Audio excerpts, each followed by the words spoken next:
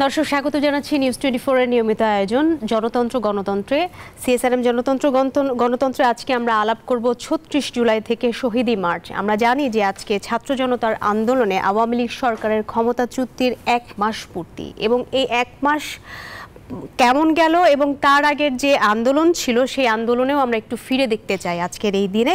শুরুতেই পরিচয় করে দিচ্ছি, আমাদের সঙ্গে রয়েছেন বৈষম্য বিরোধী ছাত্র আন্দোলনের কেন্দ্রীয় সমন্বয়ক মাহিন সরকার, এবং আমাদের সঙ্গে যুক্ত আছেন বিএনপির জলবায়ু বিষয়ক সম্পাদক এবং সাবেক ছাত্র নেতা মুস্তাফিজুর রহমান বাবুল। এবং দর্শক আরও আমাদের সঙ্গে যুক্ত হওয়ার কথা রয়েছেন গণ অধিকার পরিষদের সভাপতি এবং ডাকসুর সাবেক ভিপি নুরুল হক নূর। তিনি কিছুক্ষণের মধ্যে আমাদের সঙ্গে যুক্ত হবেন। তো আমরা আলাপ শুরু করছি আপনাদের দুইজনকে এই স্বাগত জানানোর মধ্য দিয়ে। মাহিন, প্রথমেই আপনার কাছে আসতে চাই। ১ মাস পূর্তি হলো, আপনারা একটি রক্তক্ষয়ী আন্দোলন, ছাত্র জনতার আন্দোলনের মধ্য দিয়ে আপনারা গণ অভ্যুত্থানে জয়ী হয়েছেন, একটি বিপ্লব অর্জন করেছেন, সেই বিপ্লবেও জয়ী হয়েছেন। আমরা যদি বিগত ১ মাসকে ফিরে দেখি, এই বিগত ১ মাস অন্তর্বর্তীকালীন সরকারের কেমন গেল এবং বাংলাদেশ আসলে বিগত ১ মাসে কেমন ছিল? বাংলাদেশ কেমন ছিল এটি বলার আগে আসলে আমার একটু বিপ্লব সম্পর্কে কিছু ধারণা দেওয়া প্রয়োজন, কারণ বিপ্লব কথাটার ভেতরে তাৎপর্য অনেক বেশি। বিপ্লব এর পাশাপাশি কিন্তু আরেকটা শব্দ সবসময় চলে আসে, প্রতি বিপ্লব। আমাদের এই যে শিক্ষার্থী বান্ধব সরকার, অন্তর্বর্তীকালীন যে সরকার, তারা ক্ষমতা গ্রহণ করেছে এখনো ১ মাসও হয়নি। জনগণের আশা আকাঙ্ক্ষা এর বোঝা অনেক বেশি। ফ্যাসিস্ট যে সরকার, তারা কিন্তু এমন একটি সিস্টেম তৈরি করে রেখেছে যেখানে সেই প্রবাদের কথা মনে পড়ে যায় যে ঠক বাস্তে গা উজাড়, সেরকম একটি বিষয় কিন্তু এই সরকার সামাল দিতে হচ্ছে তাদেরকে। আর আমরা যারা বৈষম্য বিরোধী ছাত্র আন্দোলনের শিক্ষার্থীরা আছি, এই শিক্ষার্থীরা কিন্তু বিচার বিভাগীয় যে সেটি ঠেকিয়ে দিয়েছে। আবার আপনার ট্রাফিক নিয়ন্ত্রণে সারা দেশে কাজ করেছে, বাজার মনিটরিংয়ের দায়িত্ব পালন করেছে। আবার ক্যান্টনমেন্টের ভিতরে কিছু হচ্ছে নাকি সেটাও খেয়াল রাখছে। আপনার পুলিশ লাইন্সে কিছু হচ্ছে কিনা সেদিকেও তাদের খেয়াল রাখতে হচ্ছে। আবার একটি পলিটিক্যাল যে ফ্লাড বা বন্যা, সেটির জন্যও কিন্তু ত্রাণ পাঠাতে হচ্ছে তাদেরকে। তো এত বড় গুরু দায়িত্ব আমাদের এই ছোট কাঁধে এত অল্প সময়ের মধ্যে এসেছে, আমরা চালিয়ে নিতে চাচ্ছি এবং আমরা সর্বোচ্চটুকু দিয়ে আমরা চেষ্টা করছি। আর সরকারের, যেহেতু সরকারকে নিয়ে প্রশ্ন, সরকার যথেষ্ট চেষ্টা করছে এবং আমাদের পাশে থাকার জন্য যত ধরনের পদক্ষেপ নেওয়া দরকার তারা সর্বোচ্চটুকু চেষ্টা করছে। কিন্তু প্রশাসনিক অনেক জটিলতা এবং রদবদলের কারণে একটু দীর্ঘসূত্রিতা হচ্ছে, এটা আমার স্বীকার করে নিতে কোনো বাধা নেই। আমরা একটু আসতে চাই মুস্তাফিজুর রহমান বাবুল, আপনার কাছে। মাহিন বলছিলেন যে ঠক বাঁচতে গা উজাড়, এই গত ১ মাসে তাদের যে সংস্কার কর্মসূচি, সেটির সূত্র ধরেই বোধহয় মাহিন আপনি বলেছেন এই কথাটি। এবং সেই সাথে ছাত্ররা কিন্তু অনেক এফোর্ট দিয়েছে, আমরা দেখেছি তারা ট্রাফিক নিয়ন্ত্রণ করেছে যখন কোনো ট্রাফিক পুলিশ ছিল না, বাজার মনিটরিংয়ের কাজ করেছে, ক্যান্টনমেন্ট পুলিশ সব জায়গায় তারা খেয়াল রেখেছে, তারা চেষ্টা করেছে। মাঝখানে সচিবালয়ের একটি ঘটনাও আপনারা মোকাবেলা করেছেন এবং পলিটিক্যাল বন্যার কথা বলেছে। এই ১ মাসকে আপনি কিভাবে দেখেন? মাহিনের সাথে তো দ্বিমত করবার কোনো সুযোগ নেই। আসলে ৫ই আগস্ট ছাত্র জনতার রক্তক্ষয়ী অভূতপূর্ব অভ্যুত্থানের মধ্য দিয়ে আমরা বিজয় অর্জন করেছি এবং স্বৈরশাসক ফ্যাসিস্ট শাসক শেখ হাসিনা ছাত্র জনতার এই ঐতিহাসিক গণ অভ্যুত্থানের মধ্য দিয়ে বাংলাদেশ থেকে পদত্যাগ করে পালিয়ে যেতে বাধ্য হয়েছেন। ফলে যে বিজয় আমরা অর্জন করলাম, বাংলাদেশ যে বিজয় অর্জন করল ছাত্র জনতার এই বীরত্বপূর্ণ সংগ্রামের মধ্য দিয়ে, এই সংগ্রামে অন্তত পক্ষে ১০০০ খানেক ছাত্র জনতা তারা জীবন দিয়েছেন, শহীদের মৃত্যুবরণ করেছেন। অন্ততপক্ষে 400 ছাত্র জনতা তারা চিরদিনের জন্য অন্ধ হয়ে গেছেন। অন্ততপক্ষে এখন পর্যন্ত 19 জন ছাত্র জনতা তারা আপনার পঙ্গুত্ব বরণ করেছেন। আমার মনে হয় সংখ্যাটা দিনে দিনে বাড়বে, মৃতের সংখ্যা বাড়বে, শহীদের সংখ্যা বাড়বে, অন্ধত্ব বরণকারীদের সংখ্যা বাড়বে, পঙ্গুত্ব বরণকারীদের সংখ্যা বাড়বে। তার মানে একটা অপরিসীম একটা ত্যাগের মধ্য দিয়ে এই বিজয় আমাদেরকে অর্জন করতে হয়েছে। এবং এই বিজয়ের পেছনে আপনার গোটা জাতি কিন্তু ঐক্যবদ্ধ হয়েছে, গোটা জাতি ঐক্যবদ্ধ ছিল। এবং গোটা জাতি ঐক্যবদ্ধ হয়েছিল বলেই এই বৈষম্য বিরোধী ছাত্র আন্দোলনকে সামনে রেখে গোটা জাতি ঐক্যবদ্ধ হয়েছিল বলেই একটা জাতীয় জাগরণ সৃষ্টি হয়েছিল। এবং সেই জাতীয় জাগরণের আপনার প্রেক্ষাপটেই একটি জাতীয় ছাত্র জনতার একটা জাতীয় অভ্যুত্থান বলি, বিপ্লব বলি, সেটি সংগঠিত হয়েছে। এবং এটি ঠিক যে এই বিজয়কে নস্যাৎ করবার জন্যে, এই বিজয়কে আপনার ছিনিয়ে নেওয়ার জন্যে, এই বিজয়কে ধ্বংস করবার জন্যে দেশে এবং বিদেশে আপনার নানা চক্রান্ত এটা চলছে। আমরা সবাই জানি যে আপনার এই গণহত্যার নায়ক আপনার স্বৈর শাসক, ফ্যাসিস্ট শাসক 5ই আগস্টে বাংলাদেশ থেকে পদত্যাগ করে উনি পালিয়ে ভারতে গিয়ে উনি আশ্রয় নিয়েছেন। এবং এটা বিশ্বাস করতে কারোরই আপনার দ্বিধা নেই যে উনি ভারতে গিয়ে উনি বসে নেই। উনি ভারতে গিয়ে বাংলাদেশের ছাত্র জনতার এই বিপ্লবকে নস্যাৎ করবার জন্যে, এই বিপ্লবকে আপনার ধ্বংস করবার জন্যে, এই বিপ্লবকে আপনার ছিনতাই করবার জন্যে উনি কিন্তু আপনার বিদেশে বসে উনি নানা চক্রান্ত কিন্তু আপনার করছেন। এবং বাংলাদেশের ভেতরে নানা জায়গায় আপনার এই পতিত স্বৈর শাসকদের যে আপনার যারা আছেন, সেটা মিডিয়া থেকে শুরু করে আপনার নানা জায়গাতে আপনার এই পতিত স্বৈর শাসকদের নানা আপনার গোষ্ঠী, নানা ব্যক্তি তারা কিন্তু আপনার এখনো আছেন। এবং তাদেরকে কিন্তু আপনার এইসব আপনার প্রতিষ্ঠানকে আপনার ইয়ে করা মানে কি বলে জঞ্জাল মুক্ত করা, আপনার সেই কাজটি কিন্তু শুরু হয়েছে, কিন্তু সেই কাজটি কিন্তু এখনো আপনার পুরোপুরি সম্পন্ন হয় নাই। কাজেই আমি শেষ করি এই বলে যে আজকে বিদেশে বসে আপনার স্বৈর শাসক শেখ হাসিনা এবং বাংলাদেশে এই পতিত স্বৈর শাসকদের যারা আছেন তারা আপনার খুবই তৎপর, তারা আপনার প্রশাসনের তৎপর, তারা আইন শৃঙ্খলা রক্ষাকারী বাহিনীতে তৎপর, তারা আপনার নানা জায়গায় তৎপর, তারা মিডিয়াতে তৎপর, তারা এখনো আপনার ব্যবসা বাণিজ্যের জায়গাগুলোতে তারা তৎপর এবং তারা নানা তৎপরতা চালাচ্ছে।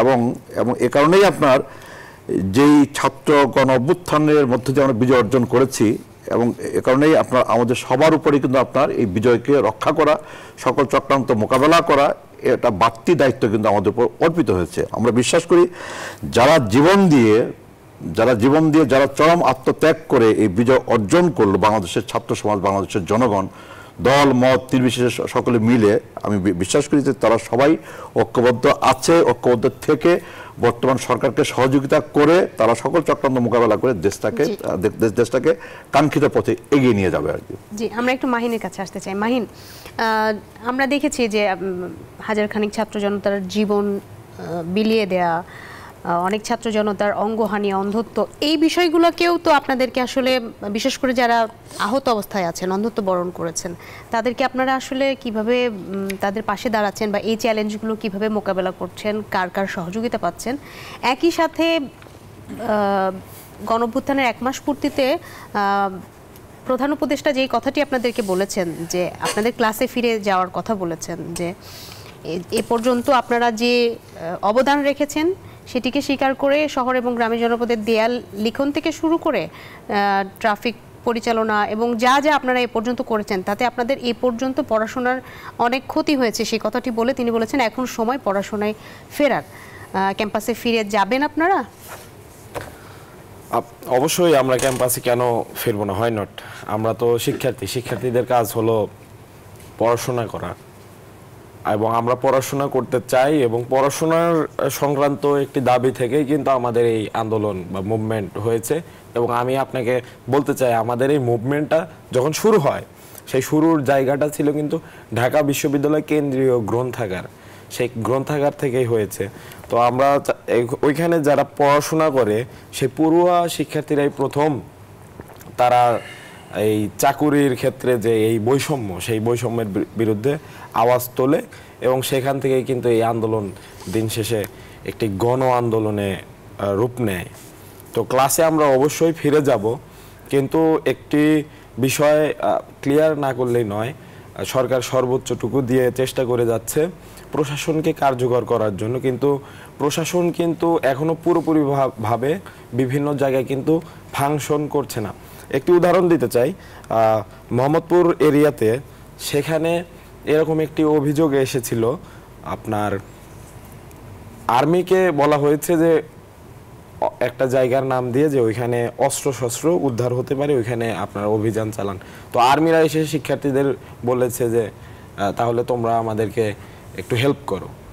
তার মানে সেখানে আর্মিরাই কিন্তু নিরাপদ বোধ করছে না, তাহলে শিক্ষার্থীরা কিভাবে নিরাপদ বোধ করবে? বা শিক্ষার্থীদের দায়বদ্ধতা আছে বা এরকম কিছু একটা বিশ্বাস সেনাবাহিনীর মনের মধ্যেও ঢুকে গেছে। তো এটাই আর কি বলছিলাম, আমরা অবশ্যই ক্লাসে ফিরে যাব, কিন্তু দেশের যে এই প্রতিবিপ্লব বা প্রতিবিপ্লবী যে চক্র, সেটি সম্পূর্ণভাবে দমন না হওয়া পর্যন্ত আবারও যে আমাদের রাস্তায় নামতে হবে না, তার আমরা কিন্তু একটি গ্যারান্টি চাই অবশ্যই। সেজন্য অতি দ্রুত সময়ের মধ্যে যদি রাষ্ট্রের যে প্রশাসন যন্ত্র সেটি যদি কাজ করা শুরু করে, তবে আমরা অবশ্যই সুযোগ বুঝে আমরা ক্লাসে ফিরে যাব। সেই প্রশাসন যন্ত্র স্বাভাবিক কার্যক্রম শুরু করলে আপনারা নিশ্চয়ই ক্লাসে ফিরে যাবেন, সেটি আপনাদের ইচ্ছা। আমরা একটি বিরতিতে যাচ্ছি, বিরতির পরে আমরা আরো বিস্তারিত আলাপ করব। দর্শক, সিএসআরএম জনতন্ত্র গণতন্ত্রে এবার একটি বিরতি নিচ্ছি, আশা করি সাথেই থাকবেন। সিএসআরএম জনতন্ত্র গণতন্ত্রে আবারও স্বাগত জানাচ্ছি। বিরতির পরে আমরা আলাপ করছিলাম ৩৬ জুলাই থেকে শহীদি মার্চ। আমরা শুরুতে চলে যেতে চাই আবারও মাহিন সরকার, যিনি কেন্দ্রীয় সমন্বয়ক বৈষম্যবিরোধী ছাত্র আন্দোলনের, তার কাছে। মাহিন, আজকে আপনারা শহীদি মার্চ করেছেন এবং সেখানে সবাই মিলে উদযাপন করেছেন এই ১ মাস পূর্তির, সেটার একটা তাৎপর্য আছে। সেখান থেকে বেশ কিছু আমরা সিদ্ধান্তর কথাও আমরা জানতে পেরেছি, যেরকম আপনারা গণভবনকে একটা জাদুঘরের কথা বলেছেন, যে জাদুঘর হিসেবে আপনারা দেখতে চান। এবং সেই সাথে আরেকটি কথা আমরা দেখেছি যে শহীদি মার্চে আপনারা বলেছেন যে এখনো যুদ্ধ শেষ হয়ে যায়নি। সেই প্রসঙ্গে একটু আসতে চাই। জি আপু, প্রথমে আমি বলতে চাই যে আজকে শহীদি মার্চের মাধ্যমে আমরা কোনো কিছু উদযাপন করিনি, কারণ উদযাপন যদি হওয়ারই থাকতো তাহলে কিন্তু আমরা একটা বিজয় মিছিলের আয়োজন করতে পারতাম। আমরা ছাত্র সমাজ বিশ্বাস করি আমাদের যেটি চূড়ান্ত বিজয় সেটি আমাদের কাছে এখনো ধরা দেয়নি। স্বৈরাচারী হাসিনার পতন সেটি কিন্তু আমাদের জন্য চূড়ান্ত বিজয় নয়। তো সেই বিজয় তখনই হবে যখন রাষ্ট্রীয় যে সিস্টেম, স্বৈরাচারী যে সিস্টেম, সেই সিস্টেমটা যখন আপনার পুরোপুরিভাবে সংস্কার করা হবে। এবং আমরা চাই যে এই রাষ্ট্রীয় যে সিস্টেম, এই সিস্টেমটাকে খুব দ্রুততম সময়ের মধ্যে আমরা সংস্কার করার জন্য, এবং সেই লক্ষ্যে কিন্তু এই সরকার এবং এই সরকারের যারা উপদেষ্টা, তারা দিনরাত অক্লান্ত পরিশ্রম করে কাজ করে যাচ্ছে। এবং আমরা যারা শিক্ষার্থী আছি, শিক্ষার্থীরা আমরা নিজ নিজ জায়গা থেকে কিন্তু আমরা তাদেরকে সহায়তা করার চেষ্টা করছি। এবং আমাদের এই মুহূর্তে যদি বলা হয় যে মূল লক্ষ্য, মানে কিছু এজেন্ডা আছে, সেই এজেন্ডাগুলোর মধ্যে কি কি এজেন্ডা থাকতে পারে, সেখানে এজেন্ডাগুলোর মধ্যে যে শহীদের পরিবার, তাদেরকে সহায়তা করা, রাষ্ট্রীয় সম্মান শহীদদের জন্য, আহতদের পুনর্বাসন করা, এটি আমাদের একটি ধাপ। আর তার বাইরে গণভবন যেহেতু একটা স্বৈরাচারীর কারখানা, স্বৈরাচার তৈরির কারখানা, এবং আমরা জানি বাংলাদেশের ইতিহাস ঘাটলে সেই গণভবন কিন্তু একটি ক্ষমতার এককেন্দ্রিক জায়গা হিসেবে ব্যবহৃত হয়েছে, এবং দেশের যাবতীয় সিদ্ধান্ত কিন্তু গণভবন থেকেই আসতো। বিশেষত এই যে বিগত 16 বছর স্বৈরাচারী ফ্যাসিস্ট হাসিনার যে সময়, এই সময়টাতে কিন্তু ক্ষমতা সম্পূর্ণভাবে এক ব্যক্তি কেন্দ্রিক তথা গণভবন কেন্দ্রিক হয়েছে। সেই গণভবনের উপর মানুষের ক্ষোভ ছিল এবং আপনারা দেখেছেন 36শে জুলাই সেখানে কি হয়েছে। এজন্য আমরা মনে করি এই সিদ্ধান্তটি সঠিক। বলছিলেন যে লড়াই এখনো শেষ হয়নি, সেই সময়ে কিন্তু আপনাদেরকে প্রধান উপদেষ্টা বললেন যে আপনারা যেন ক্লাসে ফিরে যান। ক্লাসে যদি আপনি বলেছেন যে আপনারা তো ফিরে যাবেনই, সেক্ষেত্রে ক্লাসে ফিরে গেলে তো ছাত্রলীগ তারাও তো ওই বিশ্ববিদ্যালয়ের অংশ, তারা যখন ফিরবে তখন আসলে পরিস্থিতি কি হবে? এই বিষয়গুলোর দিকে খেয়াল রেখেই আমরা বলতে চাচ্ছিলাম যে তার আগে প্রশাসন ফাংশন করছে কিনা, কাজ করছে কিনা এবং প্রশাসনকে মানছে কিনা, সেটির উপর নির্ভর করবে আসলে আমাদের ক্লাসরুম বা আমাদের যে শিক্ষা প্রতিষ্ঠান সেখানকার অবস্থা। সেই যদি প্রশাসন যন্ত্র কাজ না করে এবং সেখানে যদি আবারও ক্লাস পরীক্ষা আবারও শুরু করা হয় তাহলে কিন্তু বিপদ। কারণ ছাত্রলীগের তারা কিন্তু আবারও ক্লাস করতে আসবে এবং পরীক্ষা দিতে আসবে এবং ছাত্রলীগের উপরে কিন্তু সাধারণ শিক্ষার্থীদের প্রচুর ক্ষোভ। যদি আমি বলি যে তাদের কর্মকাণ্ডের উদাহরণ, তাহলে একটা বিশাল লেকচার হয়ে যাবে। তো আমি লেকচার দিতে চাচ্ছি না। তাদের যে এই স্বৈরাচারী আচরণ এবং তাদের যে শাস্তি, সেটার জন্য কিন্তু শিক্ষার্থীরা এখনো আন্দোলন করে যাচ্ছে, বিভিন্ন জায়গায় মামলা দিয়ে যাচ্ছে। এমনকি এই ছাত্রলীগের তারা কিন্তু আমাদের বন্ধু, বড় ভাই, ছোট ভাই হয়ে আমাদের বিরুদ্ধে অস্ত্র ধারণ করেছে, পাশাপাশি আমাদের নামে মিথ্যা মামলাও দিয়েছে। তো স্বাভাবিকভাবেই অনেকের ক্ষোভ আছে, আবার অনেকে চাবে এখান থেকে রাজনৈতিক ফায়দা নিতে। তো আমরা সব কিছুর দিকে নজর রেখেই বলছি, আগে প্রশাসন পুরোপুরি কাজ করছে কিনা তার উপরে নির্ভর করবে যে আমরা সেখানে ফেরত যাব কিনা। তবে আমরা চাই যত দ্রুত সম্ভব আমরা ক্লাসে ফেরত যেতে। জি, আমরা একটু সাবেক ছাত্র নেতা মোস্তাফিজুর রহমান বাবুল আপনার কাছে আসতে চাই। এই যে এখন একটা পরিস্থিতি তৈরি হলো ক্যাম্পাসে, তো ছাত্রলীগের বেশ দমন নিপীড়নের মধ্যেই ছিল সাধারণ শিক্ষার্থীরা, তো তাদের একটা ক্ষোভ থাকবেই, কিন্তু তারাও তো স্টুডেন্ট সেখানকার, তারা পরীক্ষা দিবে, তারা হলে ফিরবে। এই সমাধানটা আসলে কিভাবে হবে? এটা তো একটা মানসিক দ্বন্দ্বের জায়গাও না। এখন ধরুন যে আপনার জাতীয় পর্যায়ে এই মুহূর্তে কি আওয়ামী লীগকে পুনর্বাসন করার কোনো সুযোগ আছে আমাদের? আওয়ামী লীগের বিরুদ্ধে অভিযোগ হচ্ছে আপনার গণহত্যার অভিযোগ। কেবল আপনার জুলাই আগস্ট মাসে না, আপনার গত 15 বছর ধরে আপনার আওয়ামী লীগ সারা দেশে যে আপনার যে হত্যাযজ্ঞ পরিচালনা করেছে, যে খুন গুম তারা পরিচালনা করেছে, বিচার বহির্ভূত হত্যাকাণ্ড তারা সংগঠিত করেছে, তার দায়িত্ব আওয়ামী লীগকে আপনার নিতে হবে। এবং আপনার সারা বাংলাদেশে আপনার গত 15 বছরের যে দুর্নীতি দুঃশাসন আপনার হয়েছে, তার দায়িত্ব আওয়ামী লীগকে নিতে হবে। গত 15 বছরে আপনার বিদেশে অর্থ পাচার হয়েছে, আপনার সেই বিদেশে অর্থ পাচারের দায়িত্ব আওয়ামী লীগকে নিতে হবে। সর্বোপরি গত 15 বছরে বাংলাদেশে ওরা গণতন্ত্রকে হত্যা করেছে। সকল রাষ্ট্রীয় প্রতিষ্ঠান, সকল সাংবিধানিক প্রতিষ্ঠানকে ওরা ধ্বংস করেছে, ধ্বংস করে আপনার গণতন্ত্রকে ওরা হরণ করেছে। বাংলাদেশের মানুষকে আপনার তার গণতান্ত্রিক অধিকার, ভোটাধিকার থেকে তারা বঞ্চিত করেছে। তাই তো বাংলাদেশে আপনার ভোট দিয়ে আপনার বাংলাদেশের মানুষ তার প্রতিনিধি নির্বাচিত করবার সুযোগ পায় নাই, স্থানীয় সরকারের সুযোগ পায় নাই এবং আপনার জাতীয় পর্যায়ে সুযোগ পায় নাই। তাহলে এই যে সকল আপনার গণহত্যা থেকে শুরু করে সকল দুষ্কর্মের দায়ে আপনার বাংলাদেশে আপনার আওয়ামী লীগকে এই মুহূর্তে আপনার তার স্বাভাবিক কর্মকাণ্ডে ফেরত আসবার সুযোগ বাংলাদেশের মানুষ দিবে বলে আমি মনে করি না আর কি। বাংলাদেশে আওয়ামী লীগ যে গণহত্যা করেছে, যে দুষ্কর্ম করেছে, যে গণতন্ত্র আপনার হরণ করেছে, গণতন্ত্র হত্যা করেছে, তার দায় নিয়ে আপনার আওয়ামী লীগকে আপনার শাস্তি আপনার পেতেই হবে আর কি। হ্যাঁ, একই সাথে আপনার মাইনকে আপনি যে প্রশ্ন করেছেন, মাইনের জায়গা থেকে সে প্রশ্নের জবাব দিয়েছে আর কি। এখন আপনি গত 15 বছরে যদি ধরেন যে ঢাকা বিশ্ববিদ্যালয় সহ বাংলাদেশের বিশ্ববিদ্যালয়গুলোতে আপনার সকল ছাত্র সংগঠনের কি আপনার স্বাভাবিক আপনার কার্যক্রম পরিচালনা করবার সুযোগ কি ছিল? ছিল না। হলগুলোতে কি আপনার বিরোধী ছাত্র সংগঠনগুলো কি আপনার হলগুলোতে থাকবার কি কোনো সুযোগ ছিল? বিরোধী ছাত্র সংগঠনের সাথে যুক্ত আপনার ছাত্র নেতাদেরকে আপনার স্বাভাবিক শিক্ষা কার্যক্রমে অংশগ্রহণ করবার সুযোগ কি ছিল? তাদের কি স্বাভাবিক আপনার পরীক্ষা কার্যক্রমে কি আপনার বসবার কি কোনো সুযোগ ছিল? তারা আপনার বিশ্ববিদ্যালয়ে স্বাভাবিক আপনার তাদের সাংগঠনিক কর্মকাণ্ড করতে পারে নাই, তারা স্বাভাবিক শিক্ষা জীবন তারা পরিচালনা করতে পারে নাই। বিশ্ববিদ্যালয়ে তারা দিনের পর দিন বছরের পর বছর ধরে বিশ্ববিদ্যালয়ে তারা আপনার অমানসিক নির্যাতনের শিকার হয়েছে, হত্যাকাণ্ডের শিকার হয়েছে।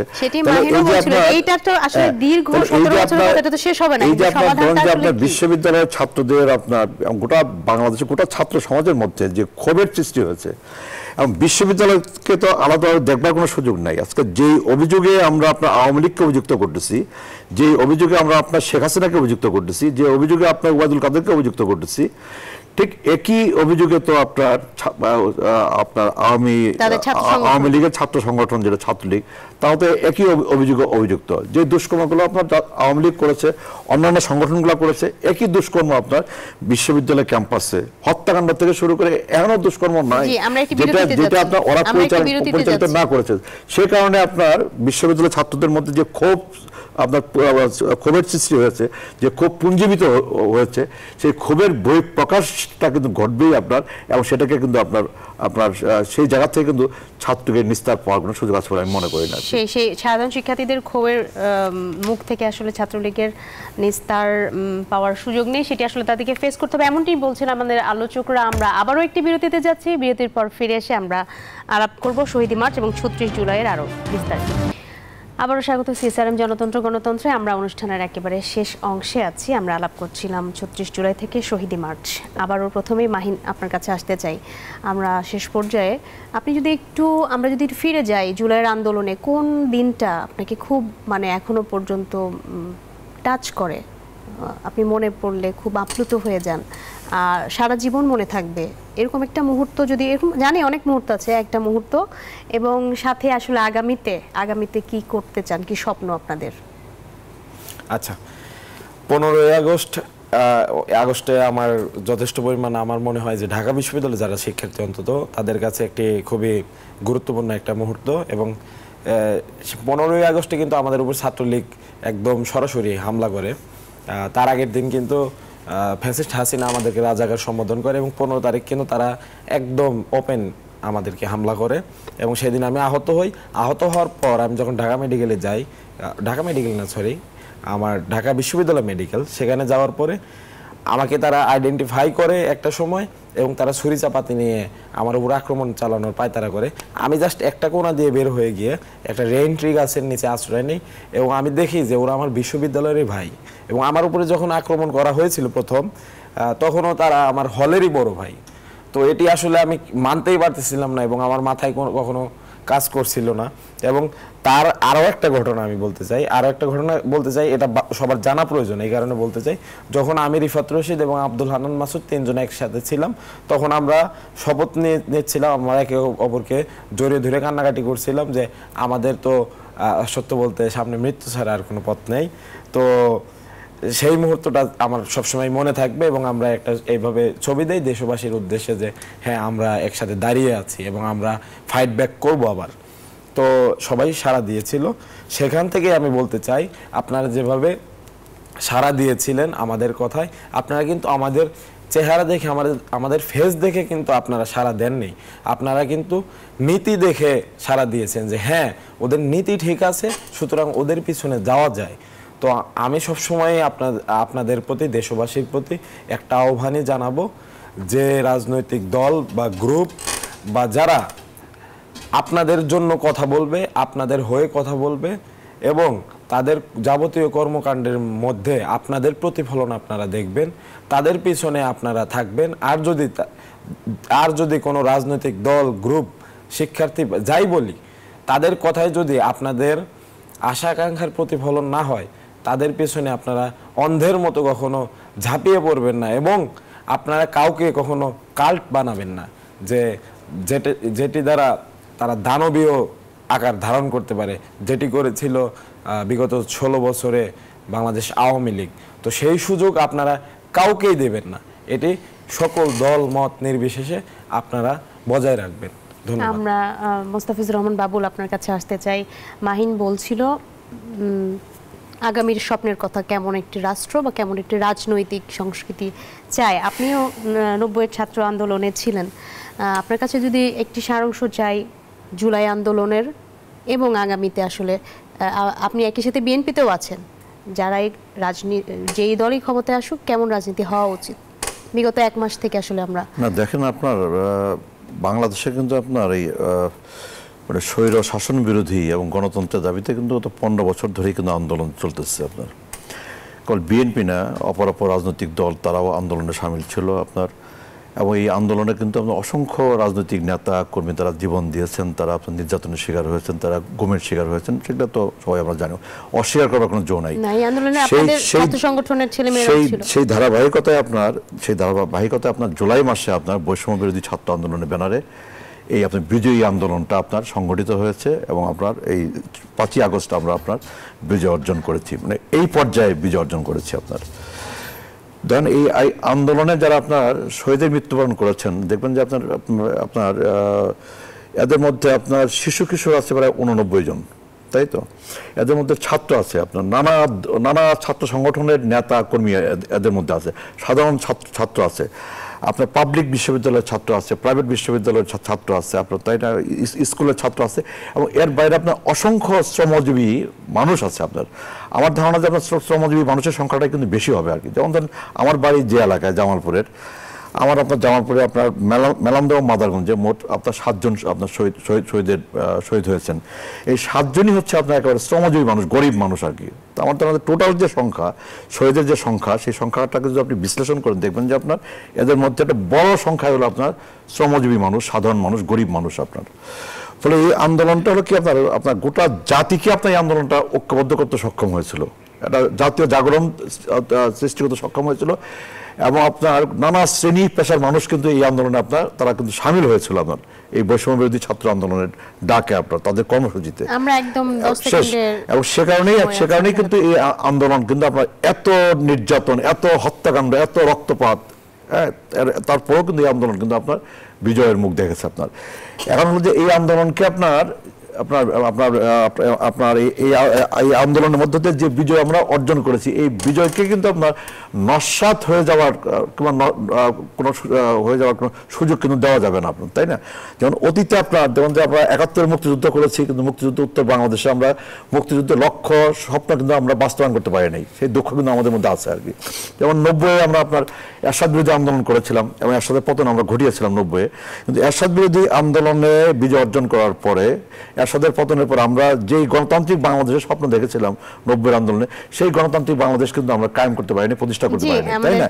তো আজকেও আপনার এই আন্দোলনের মধ্যে দিয়ে কিন্তু একটা গণতান্ত্রিক, নিরাপদ, মানবিক বাংলাদেশের স্বপ্ন কিন্তু গোটা জাতি দেখছে। অসংখ্য ধন্যবাদ আপনাদের দুজনকে আমাদের সঙ্গে যুক্ত হওয়ার জন্য। দর্শক, এই ছিল সিএসআরএম জনতন্ত্র গণতন্ত্র। এতক্ষণ সাথে থাকার জন্য আপনাদেরকেও ধন্যবাদ।